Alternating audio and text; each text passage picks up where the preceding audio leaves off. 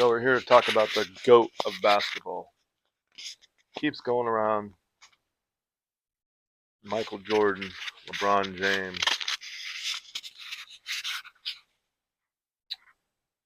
Wilt Chamberlain, Kareem Abdul-Jabbar, Hakeem Olajuwon, Kobe Bryant,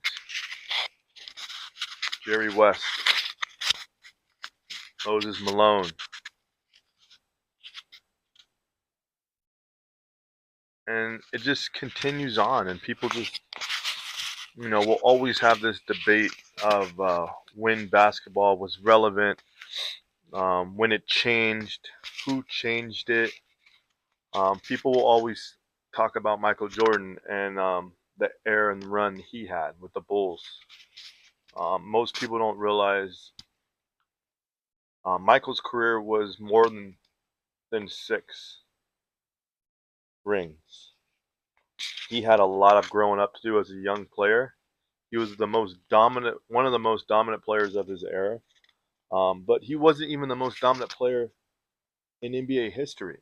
People don't even look back on real dominance. Yes, he was stronger and more gifted and just completely destroyed players in the 80s and the early 90s. But if you look back, 20 years before that, 25 years, Wilt Chamberlain, they literally, they had to change rules for him. They had to widen lanes for him. They had to implement, you know, not being able to be around the rim and goaltend anymore. They literally had to change the game of basketball for the dominance that he inflicted on his opponents in his era of basketball. I think it was his 61 and 62 season, he was averaging 50 and 25, and nobody can stop him. He was one of the most and biggest forces in basketball history. Even Bill Russell couldn't stop him one-on-one. People say, oh, Russell won more. Russell had a way more complete team than Wilt ever did. Wilt went through teams like hotcakes. It was ridiculous the amount of players he had to play with and the coaches he had to deal with that didn't really, didn't go, hand in hand with what he was on the basketball court. He was a god among men on basketball court. He dominated. When people talk about dominance and Michael Jordan was a different style player. Yes, the way he played was in a way unstoppable, but he never won without Scottie Pippen. He wasn't one of those forces that he can do. Wilt had to do that. Wilt should have won more. The only reason he did not win more is because Boston was a more completed team with a way better coach at the time in that era. And even in Russell, when he took over as the coach, he was a great coach / player. He knew how to get the most out of his players. Wilt was a dominant force by himself. Yes, later on he did get to play with obviously Jerry West, and they still weren't able to beat Russell because they still were an incomplete team. It was just two players, dominant players in that era against a Celtics team that had been playing together for 8 to 10 years or however long it was. But when we talk about dominance and the greatest force in basketball history, you can't leave him out of a GOAT conversation because he changed the game of basketball because of his height, athleticism, speed, efficiency to score. I think he led the league in assists as a center. I don't know how many different seasons. Let's look back on that. Let's not forget about those type of things that we don't talk about. Yes, we all, I love Jordan. All these guys behind me on this, all these jerseys you see, I got LeBron James up here. I got Curry up here. I got Kobe Bryant up here. I got Michael Jordan, Chamberlain. These are all, even have Meadowlark, which is one of the greatest globetrotters of all time. And most people don't know this. Wilt Chamberlain was a globetrotter before he entered the NBA because They would not let him compete in the NBA until his collegiate education was finished. So he played one season with the Harlem Globetrotters. That's how good he was. And he had talent. He wasn't just a big man who can score. He knew how to showcase his skills as well. So let's get back to the topic at hand. So yes, the greatest player of all time is Wilt Chamberlain. I'm not gonna say he was the greatest player of all time, but he should still be in that GOAT conversation. Most people forget about Kareem Abdul-Jabbar, which I don't have his jersey up there, but he was more of a dominance, and through the longevity of his career, I think he was an 18 or 19 time All-Star. He won 6 titles, 5 with the Lakers, with the primetime Showtime Lakers, 1 with the Milwaukee Bucks. He changed the game with his own shot, and Skyhook was the most unguardable shot of all time. I mean, people don't remember those type of things. Like, we want to live in a time where, like, we remember what we saw growing up. And, like, these conversations weren't big in the 80s and before that. People weren't talking about the GOAT conversation. It became relevant now, I think, since after Jordan retired and after Kobe Bryant left the game. And it's more of a talk narrative to, like, let's find out who the real GOAT was from NBA players or lack thereof, people who honestly never played basketball, who just watched it and just watched a bunch of Jordan highlight clips or Kobe Bryant highlight clips. And it's like, yes, Kobe Bryant mastered Michael Jordan's talent, his will to win. He outworked him, and he perfected his game on every level and then some. Does that make Kobe Bryant better than Michael Jordan? Or just a great student of the game? Like, people just will always say, no, Jordan's the GOAT. He was 6-0. What if Kobe would have won 6? What if Kobe would have won 8? What if Kobe won 8-0? Would he have been the GOAT? Like, people, like, we'll always talk about this. Is Robert Ory considered in a GOAT conversation because he has, I think, 8 or 9 championships? Was Bill Russell the GOAT just because he won that many with the Boston Celtics? Because if you look at his numbers weren't great. He wasn't a dominant force. He was a great player, but he played in the same era as Wilt Chamberlain, which he never won a head-to-head match in rebounds or points against Wilt, ever. His team did, but he did not. It's just like Jordan. Jordan would be like Wilt in the 90s. He beat everybody head on head. No matter who guarded him, he can beat anybody head to head. But when it came to team statistics before Scottie Pippen got there, he lost every playoff series he ever had. He didn't win. And just because you go 6-0 after losing a bunch doesn't make you the GOAT. Just because a conversation and a highlight tape show that you're the best flying through the air athlete who can dunk on anybody ever saw. And I'm not a Jordan hater. I actually loved Jordan. As a kid, I remember sitting on my carpet on Sunday mornings watching Jordan just tear apart the Knicks in the Garden or the Pacers in Indiana, like in the playoffs. I remember that when television was relevant, before all these streaming and Netflix and all that stuff. Like, you would literally have to look in your TV guide and look when teams were playing and watch it on NBC or ABC Sunday morning. It'd always be East Coast games because they would start, at 10 o'clock our time, and it'd be 1 o'clock there, or 3 o'clock there, and 12 o'clock our time. You know what I mean? Like, dude, I remember watching Jordan. I'm 40 years old. So I had the gift of being able to watch basketball at its best, I feel like, to when where basketball had already gone through the motions of being reignited to being a relevant sport again, to being dominating, television numbers. Jordan brought that back. I'll give him that. He did. He resurrected basketball in a way. But was he the only one? No. Bird and Magic did it years before Jordan even got in the league. The national championship game between Indiana State and Michigan State was one of the most televised basketball games in sports history. And then they both came in the league. One was MVP and one was a champion the first year. So they actually were transporting basketball into what it needed to be.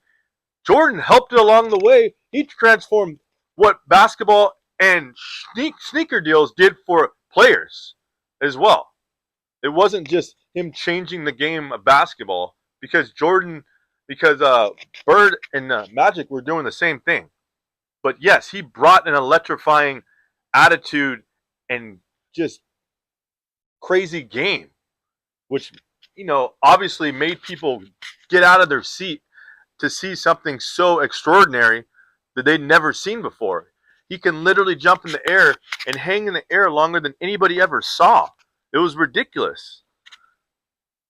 But I'm not going to sit here and just not remember, the history of basketball and the players before him. Yes. Did he transform sneakers? All the sneakers I have below me are Jordan shoes. So yes, he even got me to buy a ton of shoes. You know why? Because his shoes are iconic.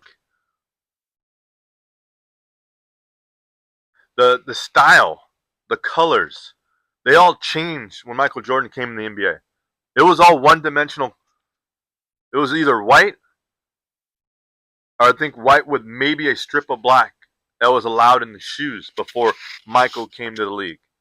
And Nike gave him the craziest contract of all time. You guys gotta look it up.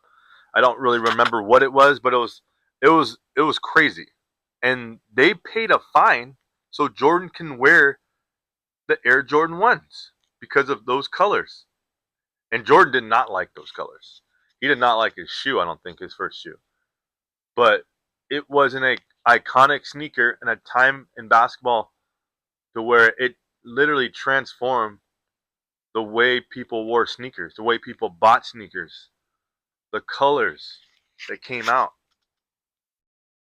And that evolved over the next, 40 years. Jordans have been relevant more than any other shoe brand in the world. And people don't realize, yes, he did change that. But let's get back to a GOAT conversation. Would Michael have ever won without Scottie Pippen? I want to hear it in the comments. I definitely want to get, head to head with some people because I know there's a lot of people out there that think they know basketball even more than me. But trust me, you don't. I've been studying this game since I was a kid. I've been watching it with my dad since I was a kid. I've been arguing with my brother for years. Even about the man to the right of me, LeBron James. And let's not take anything away from what he's doing in basketball. He came into the league as a young 18-year-old kid from Akron, Ohio, which some of my family was from Ohio. They're from Lima. But watching him as a young man, and he's the same age as me, I was in high school seeing this kid light up other kids like they were children on a basketball court, and it wasn't even fair. Like, I remember watching his team, I think it was St. Vincent St. Mary, like stomp on Westchester, which was a neighborhood that my mom literally grew up near in Inglewood, California, like terrorizing and just killing Trevor Ariza for dropping 50 on Westchester. And that was the moment I realized this kid is going to be bigger than great. Like, not just great, like he's going to be Jordan great, Kobe great, Wilt great, Kareem great. Like, I knew that before he even came to the league. I knew it.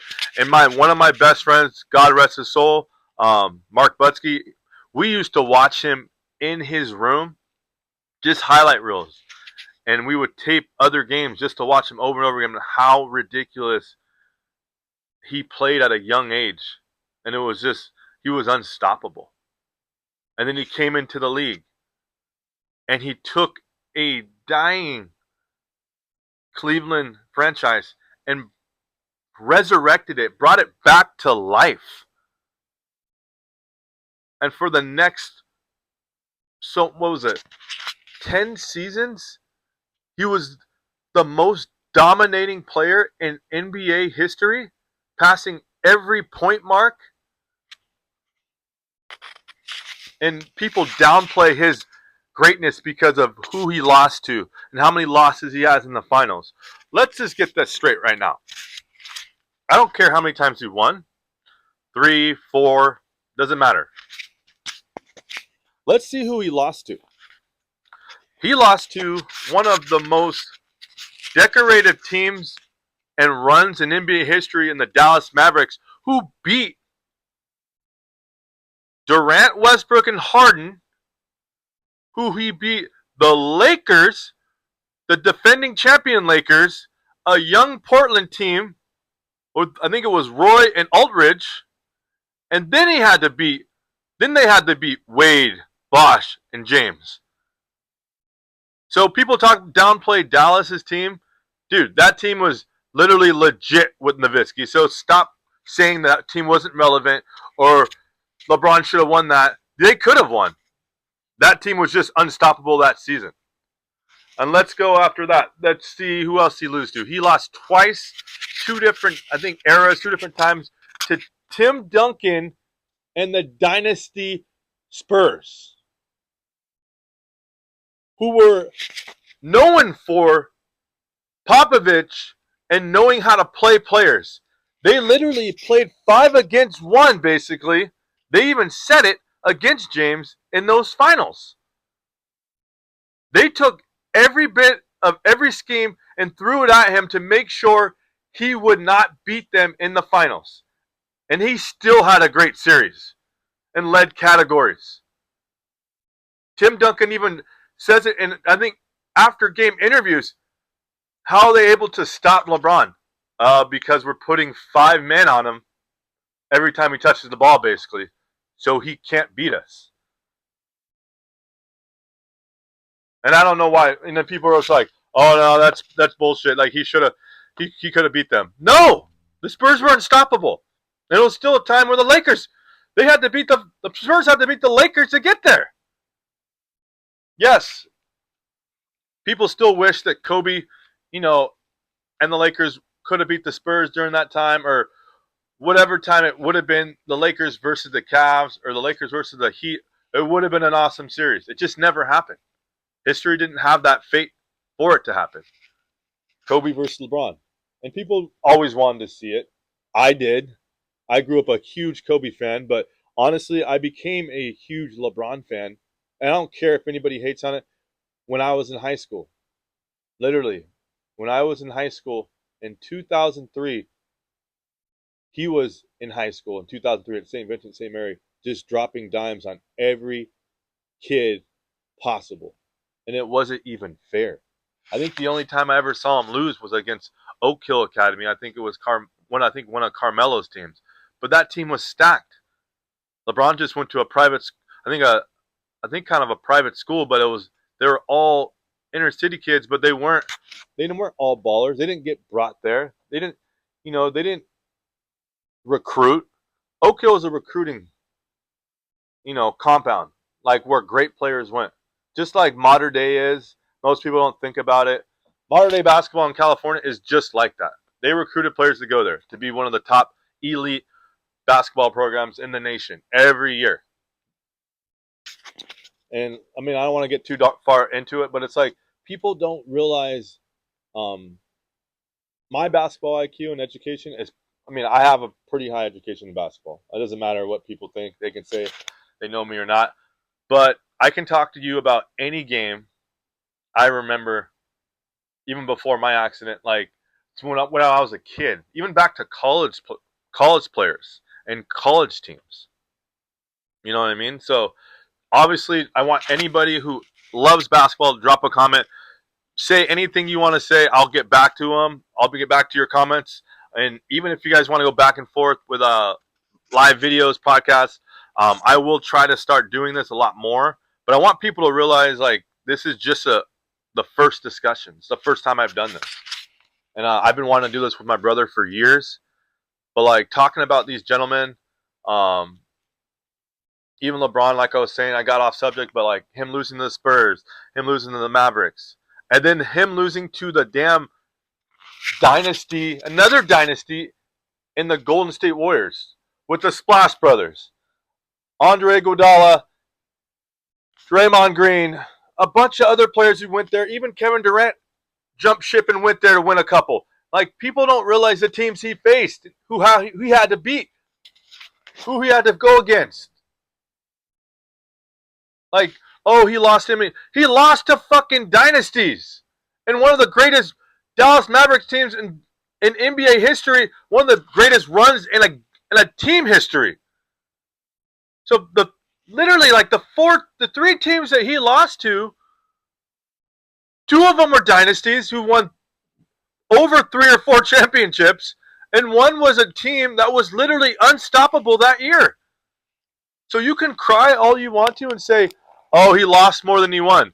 The dude was the greatest athlete for literally 12 seasons in a row.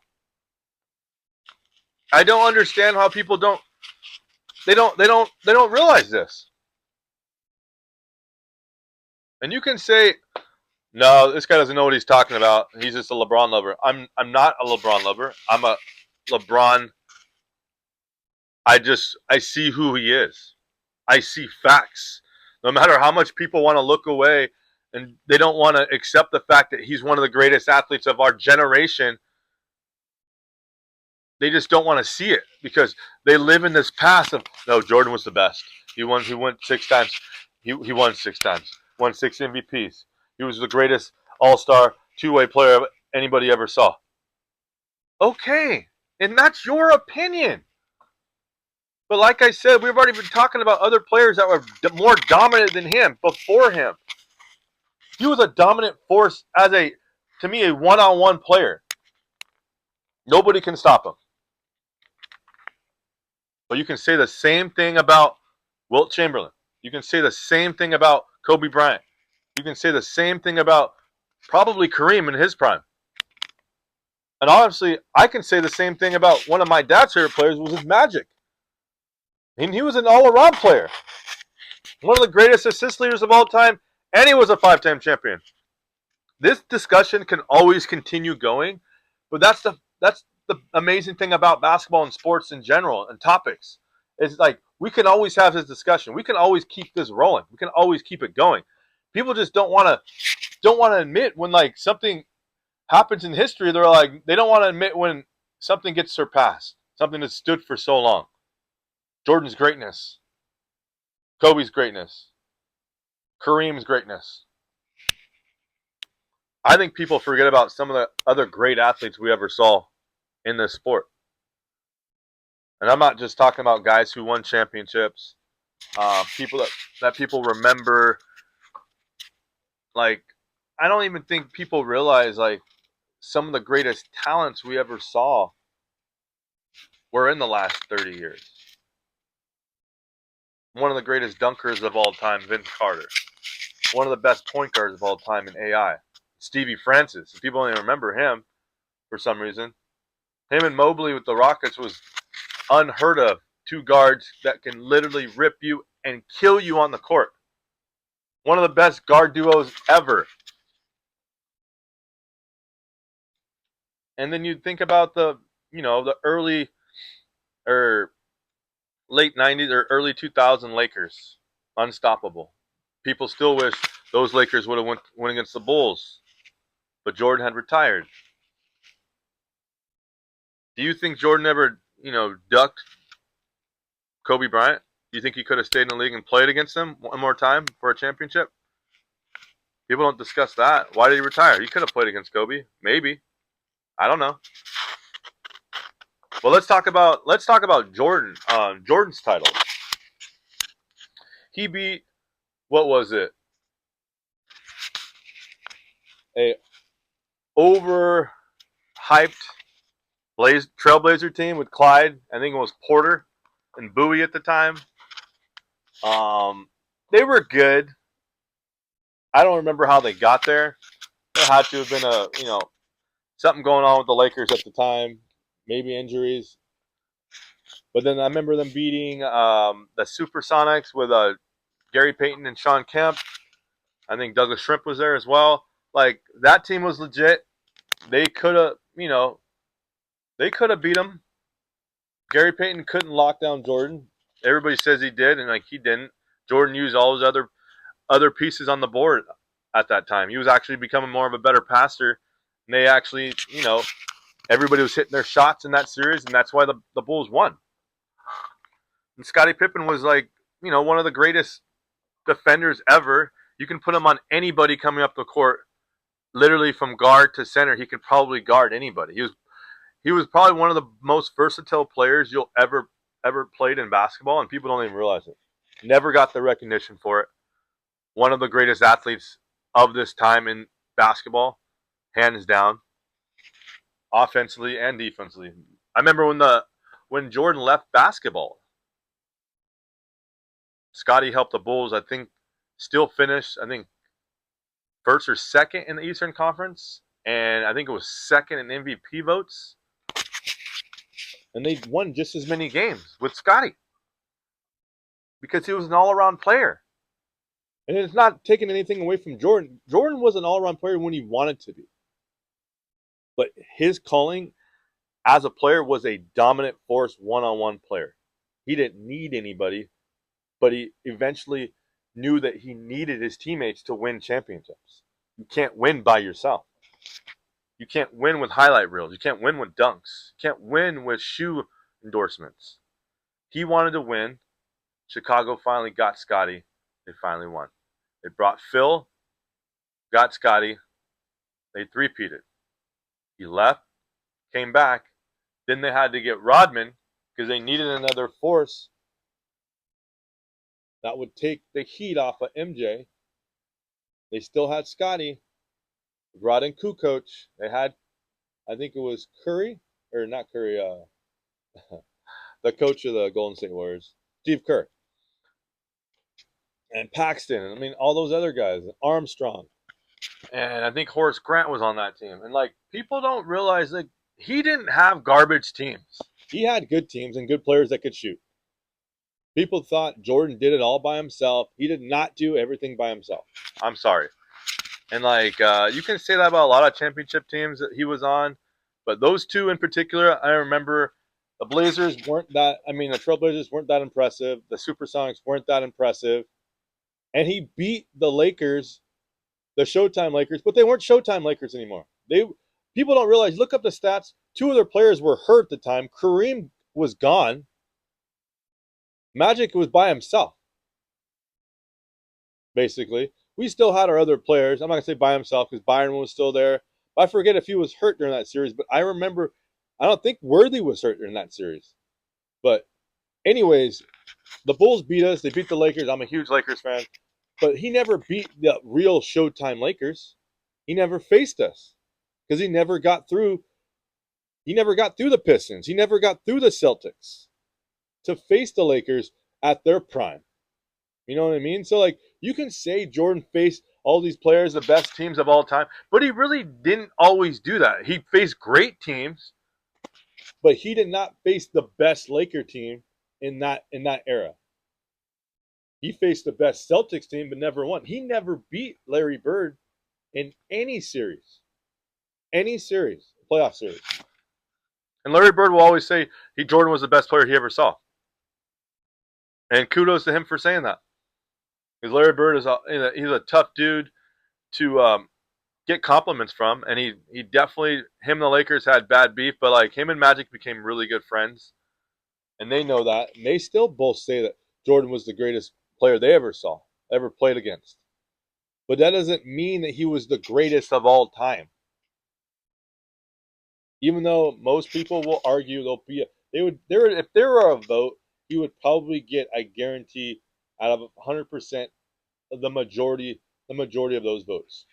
But if you really go back to basketball all the way back, I think Wilt Chamberlain was a more dominant force and could be considered the GOAT because of all the things that they had to change because of him.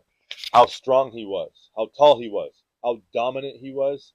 They literally changed basically rules of goaltending. They changed the lane. They had to widen the lane because of him. He literally was unstoppable in the 61-62 season. No one's ever averaged 50 points, 25 rebounds. I'm sorry. Jordan never did it, and he never will. And no one ever is going to even come close to that. But does that make Wilt the GOAT? No, it doesn't make him the GOAT. But he has to be considered, just like Kareem does. Kareem won 6 titles. People don't realize that. Just because he lost, I think he lost a couple.